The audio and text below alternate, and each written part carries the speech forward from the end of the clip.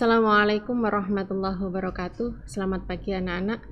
Ketemu lagi dengan saya hari ini melanjutkan materi yang minggu kemarin sudah disampaikan oleh Bu Istiqomah, yakni iman kepada Rasul. Sebelum kita awali pertemuan hari ini, marilah kita awali dengan membaca doa sebelum belajar. Bismillahirrahmanirrahim. Raditu billahi robba wa bil islami dina wa bi muhammadin nabiyya wa rasula rabbi zidni ilma warzuqni fahma. Untuk iman kepada Rasul, kompetensi dasarnya ada 4, yakni meyakini adanya Rasul Allah, menunjukkan perilaku saling menolong sebagai cerminan beriman kepada Rasul Allah, menganalisis makna iman kepada Rasul Allah, dan menyajikan hubungan antara iman kepada Rasul dengan keteguhan dalam bertauhid, toleransi, ketaatan, dan kecintaan kepada Allah. Untuk materi yang definisi iman kepada Rasul dan sifat-sifat para Rasul sudah dibahas minggu kemarin. Hari ini kita akan membahas tentang tugas para Rasul. Tugas para Rasul secara umum termaktub dalam Surat Al-Ahzab ayat 45 dan 46. A'udzubillahi minasyaitonirrajim. Bismillahirrahmanirrahim. Ya ayyuhan nabiyyu inna arsalnaka syahidan wa mubasysyiran wa nadhira wa da'iyan ilallahi bi'idnihi wa sirajan munira. Yang artinya, hai Nabi, sesungguhnya kami mengutusmu untuk jadi saksi dan pembawa kabar gembira dan peringatan, dan untuk jadi penyeru kepada agama Allah dengan izinnya, dan untuk menjadi cahaya yang meneranginya. Quran Surat Al-Ahzab ayat 45-46. Dari ayat di atas bisa kita sebutkan bahwa tugas-tugas Rasul secara umum yang pertama adalah menyampaikan risalah dari Allah. Semua yang disampaikan melalui para Rasul oleh Allah disampaikan kepada para umatnya. Menyeru kepada ajaran tauhid dan menjauhi perbuatan syirik. Tugas para Rasul adalah meyakinkan umat manusia untuk menyembah Allah sebagai Tuhan yang satu dan menjauhi perbuatan syirik atau menyembah selain Allah. Yang ketiga, tugas Rasul adalah memberi kabar gembira kepada orang-orang mukmin dan memberi peringatan kepada orang-orang kafir.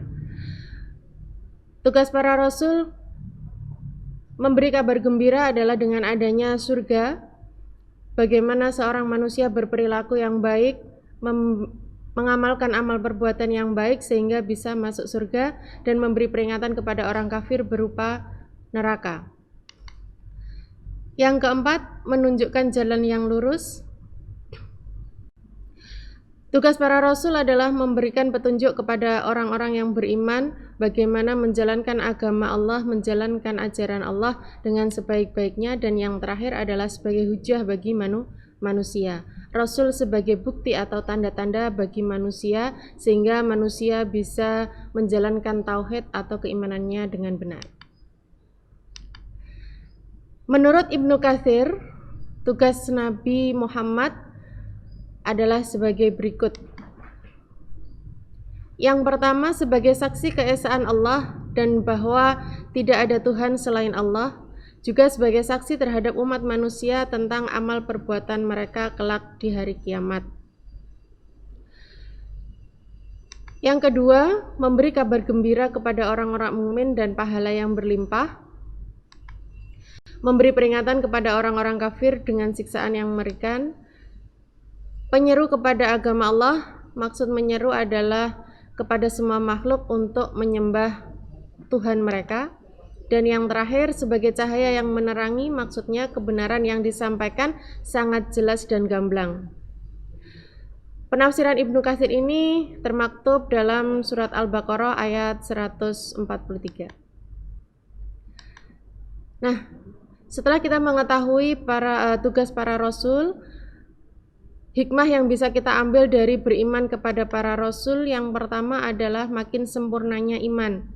Ketika manusia beriman kepada Allah, maka wajib beriman kepada Rasul-Nya. Mengimani para Rasul, percaya dengan para Rasul yang sudah mengemban perintah atau amanah dari Allah untuk menyempurnakan iman umat manusia. Yang kedua adalah terdorong untuk menjadikan teladan dalam hidupnya. Para rasul memiliki perintah sebagai uswatun hasanah, yakni menjadi teladan bagi umat manusia sehingga manusia bisa mencontoh perbuatan atau perilaku para nabi dan rasul. Terdorong untuk melakukan perilaku yang baik.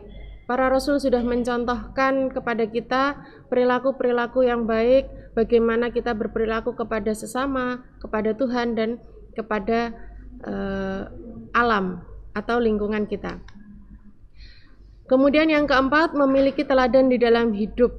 Ketika kita beriman kepada Rasul, kita memiliki contoh, kita memiliki panutan yang bisa kita ikuti, yakni para Rasul.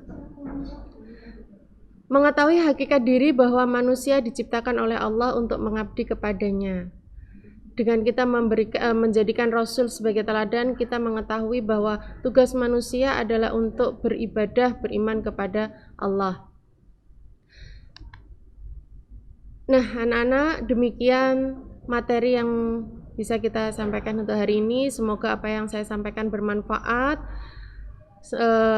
Saya ingatkan, selama pandemi masih ada, jangan lupa 3M, pakai masker, mencuci tangan dengan air mengalir dan pakai sabun, dan menjauhi kerumunan.